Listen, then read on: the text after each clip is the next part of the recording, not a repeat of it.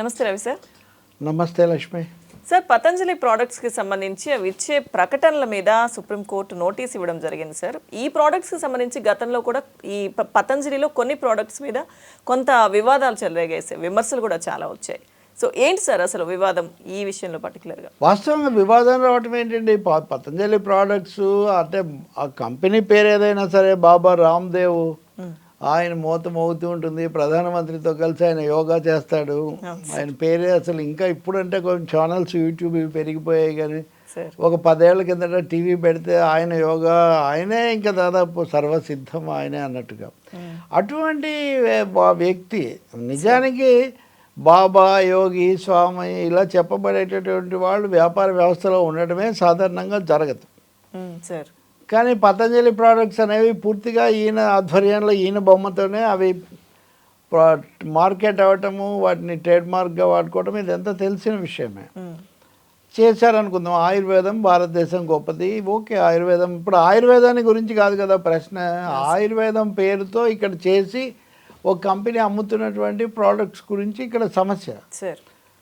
So Patanjali company ప్రోడక్ట్స్లో ఇదేది రక్తపోటు, blood pressure, sugar, asthma, శ్వాసకోశ వ్యాధి ఇట్లాంటి వాటికి సంబంధించి మా మందులు వాడితే మీకు శాశ్వతమైన విముక్తి లభిస్తుంది, శాశ్వత ఉపశమనం, పర్మనెంట్ రిలీఫ్ అని వాళ్ళు దాని మీద అనౌన్స్ చేస్తున్నారు. ఇది కుదరదు. కొన్ని జబ్బులు రావడమే కానీ పోవడం ఉండదు. వాటి వల్ల పర్మనెంట్ రిలీఫ్ వస్తుందని ప్రచారం చేయడం అంటే వినియోగదారులను, కొనుగోలుదారులను పక్కదోవ పట్టించడమే అని కేసు వేశారు. ఎవరు వేశారు? వాళ్ళ రైవల్స్ కానీ ఎల్లయ్య పుల్లయ్యలేదు. ఇండియన్ మెడికల్ అసోసియేషన్ వేసింది, భారత వైద్యుల సంఘం సమాఖ్య వేసింది. వాళ్ళకంటే వైద్యం గురించి ఆలోచించే వాళ్ళు ఎవరు ఉంటారు?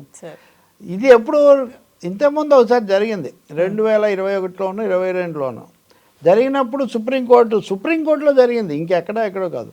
వాళ్ళు విచారించి మీరు అలా చెప్తున్నారా, అలా చెప్తుంటే అలా చెప్పకండి అంటే అప్పుడు కొంచెం వాదించారు వాళ్ళు.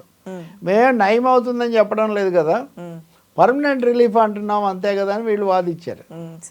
శాశ్వతంగా మీకు ఆ పీడ విరగడవుతుందని చెప్తున్నాం అంతే కదా అంటే న్యాయమూర్తులు దాని గురించి కొంచెం ప్రశ్నించారు. ఏ జబ్బు నుంచైనా లేకపోతే ఏ సమస్య నుంచైనా శాశ్వతంగా విముక్తి అంటే అర్థం ఏంటి? రెండే అర్థాలు. ఒకటి ఆ మనిషి అన్న లేకుండా పోవాలి, రెండవది ఆ జబ్బు అన్న లేకుండా పోవాలి.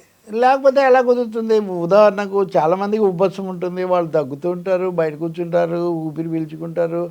ఇలాంటివి తరాల తరబడి చూస్తున్నటువంటి విషయాలు. శాశ్వత విముక్తి అంటే ఏంటి?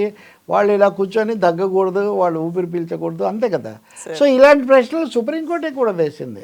లేదు మేము సరే ఇక మీద మీరు అలాంటివి పెట్టకండి, మీరు ఏముందో అందులో ప్రోడక్ట్లు ఏముందో అది మాత్రమే చెప్పి మీరు అమ్ముకోండి, పక్కదో పట్టించకండి అని చెప్పింది. ఎప్పుడు? 2021 నవంబర్ 21న. 21న ఇలా చెప్తే 22నే అంటే మరుసటి రోజే ఈయన బాబా రామ్దేవ్ అందుకు విరుద్ధంగా మాట్లాడారు. మేమేమో అలా చేయలేదు, వాళ్ళు మమ్మల్ని ఏమీ అనలేదు, మేము అసలు ఆయుర్వేదం గొప్పతనాన్ని మేము చెప్పాము తప్ప ఇంకోటి కాదు, ఈ పద్ధతిలో ఆయన మాట్లాడారు. సో దాంట్లో వాళ్ళు మళ్ళీ కోర్టుకు వెళ్ళారు. కోర్టులో జస్టిస్ హిమా కోహ్లీ, ఇదివరకు తెలంగాణ హైకోర్టు న్యాయమూర్తిగా కూడా, ప్రధాన న్యాయమూర్తిగా కూడా పనిచేశారు ఆమె. జస్టిస్ హిమా కోహ్లీ, జస్టిస్ అమానుల్లా వాళ్ళు ఈ కేసు విచారించారు. విచారించినప్పుడు అసలు మీ కోర్టు అంటే లెక్కలేదా?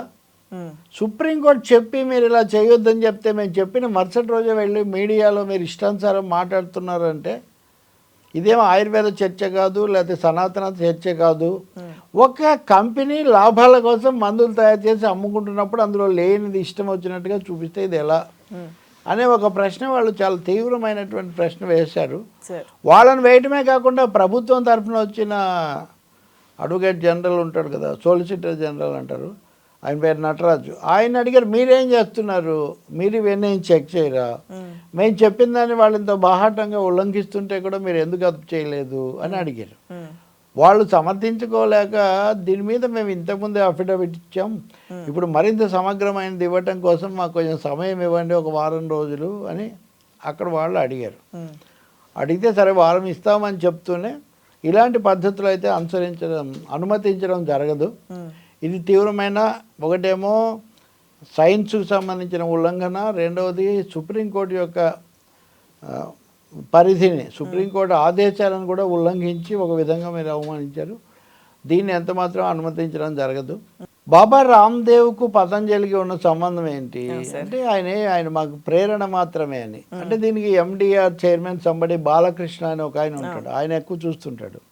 కరోనా అప్పుడు కూడా వీళ్ళు అందరికీ ఒక మందు ఇస్తామని వీళ్ళు చెప్తే ఆ బాలకృష్ణ మామూలుగానే మందు చేసుకున్నాడని కూడా అప్పుడు వచ్చాయి. ఇలాంటివన్నీ మనం చూసాం. మాకు బాలకృష్ణ మా చైర్మన్ తప్ప ఆయన ఏం కాదు అన్నారు. అంటే అప్పుడు ఒక ఆధారం చూపించారు. మీరు ఏమీ కాదంటారు, హీఈ్ నథింగ్ అండ్ హీఈ్ ఎవ్రీథింగ్. పతంజలి అంటే ఈ కేసులో చేసిన కామెంట్స్ ఎలా ఉన్నాయి చూడండి. ఇంకెవరన్నా చేస్తే వాళ్ళు ఏదో వ్యతిరేకులు, లేకపోతే ఇంకొకటి ఆయుర్వేదాన్ని అవమానించారు ఇలా అనేవాళ్ళు. సాక్షాత్తు అత్యున్నత న్యాయస్థానం చేసింది. మీరు పతంజలికి రామ్దేవ్ బాబాకి ఏం సంబంధం లేదంటారు, కానీ he seems to be nothing and everything. దీనికి ఆయన ఏమీ కాదు, కానీ అన్నీ ఆయనే దీనికి. కాబట్టి ఇలాంటివి ఏమాత్రం సహించే ఇది ఉండదని చెప్పి హెచ్చరిక చేసి, ఇక మీదట ఇట్లాంటివి జరిగితే మేము దీని మీద తీవ్ర చర్యలు తీసుకుంటామని కూడా చెప్పారు. తదుపరి కూడా బహుశా ఈ విచారణ వాళ్ళు దశల వారీగా దీన్ని కొనసాగించే పరిస్థితి ఉండొచ్చు. ఇక్కడ కీలకమైన అంశం ఏమంటే, ప్రతిదాన్ని ఈ సనాతన ధర్మము లేకపోతే ఆచార విశ్వాసాలు అది ఇదని పేరు పెట్టి ఎవరు వద్దంటారు? ఆయుర్వేదం అనేదానికి ఇప్పుడు కొత్తగా పతంజలిలో ఇంకెవరో వచ్చి ప్రచారం చేయనక్కర్లేదు. వీళ్ళు వచ్చి ఒక 25 ఏళ్ళు అయింది, 30 ఏళ్ళు అయింది అనుకున్నాం. ఆయుర్వేదం ఎప్పటి నుంచో ఉంది కదా. సో తాము చేసేదే అది అని చెప్పటము, దానికి సంబంధించినంత తామే పులుముకోవటము, అక్కడ ఈ సమస్య వస్తుంది. మూడవది, ఇది పర్మనెంట్ రిలీఫ్ అని ఎవరన్నా నమ్మి ఇంకా వేరే మందులు తీసుకోకుండా ఉంటే ఏం జరుగుతుంది అనే ప్రశ్న కూడా ఇక్కడ ఒకటి వస్తుంది. ఇక్కడ బాబా రామ్దేవ్ చూసి కూడా ప్రోడక్ట్స్ కొనేవాళ్ళు ఉంటారు కదా సార్, అక్కడ కూడా ఖచ్చితంగా అంతే కదా. ఆయన ప్రతి చోట ఆయన మీరు చూడండి, ఎక్కడ చూసినా అన్ని ఊళ్ళల్లో ఆ స్టాల్స్ పతంజలి ఎక్కడేమి ఉన్నాడు, బాబా రామ్దేవే ఉంటాడు. మళ్ళీ ఆయన ఏం కాదంట, దానికి ఏం కాకపోతే ఆయన బొమ్మ ఎందుకు వాడుతున్నారు? ఆయన కేసేయాలి కదా.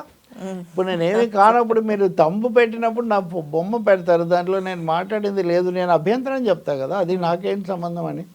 ఆయన ఏం పెట్టలేదంట. కొన్నిసార్లు ప్రధానమంత్రిని కూడా వాడుకునేవాళ్ళు. వాస్తవానికి ఈయన ప్రధానమంత్రితో కలిసి యోగా ఇవన్నీ చేశారు కాబట్టి అందులో ఏది అడ్వర్టైజ్మెంటో ఏది న్యూసో మీకు తెలియదు. పైన వరకు గీత గీసి ఆ బొమ్మలు పెడతారు, కింద వాళ్ళు అడ్వర్టైజ్మెంట్ పెడతారు. ఇట్లా అనేకం జరిగాయి. కాబట్టి ఇక్కడ మన చదువుకున్న వాళ్ళు లేకపోతే ఈవెన్ పౌరులు కూడా ఏది ఎంతవరకు ఇందులో ఏం చెప్తున్నారు, విషయం ఏంటి అనేది తెలుసుకోవాల్సిన అవసరం ఒకటి ఉంది. అందులో స్వయంగా ప్రధానుల స్థాయిలో సంచరించే శాసించే మనుషులు వాళ్ళే ఇటువంటి దానికి ఇంతకుముందు కూడా వీళ్ళ కంపెనీ ప్రోడక్ట్స్ వేసే దగ్గర ఎముకలను వాడకూడదు. వాస్తవంగా ఎముకల పొడి వాడతారు అని అప్పుడు కొన్ని ఫిర్యాదులు వచ్చాయి. అప్పుడు కొంతవరకు మూసేశారు ఒక చోట, మళ్ళీ తర్వాత తెరిచారు. కాబట్టి అన్నిటికీ కూడా ఆయుర్వేదం సనాతనం విశ్వాసం అనే పేరుతో నడిపించుకోవటం అయితే సరికాదు. సుప్రీంకోర్టే చెప్పింది, ఇంకెవరైనా చెప్తే వాళ్ళకి ఏమైనా ఉద్దేశాలు ఆరోపించవచ్చు, మనం ఆపాదించవచ్చు. సుప్రీంకోర్టుకి ఏముంటుంది? హైయెస్ట్ సుప్రీం అంటేనే అత్యున్నత న్యాయస్థానం. కాబట్టి ఇక మీదటైనా ప్రభుత్వం జాగ్రత్తగా వీటిని తనిఖీ చేయటము, వాటి మీద నియంత్రణ పెట్టడము, కోర్టు పరిధిలోనే ఈ ప్రకటనలు ఉండేటట్టుగా చూసుకోవటం చాలా చాలా అవసరం. Thank you sir.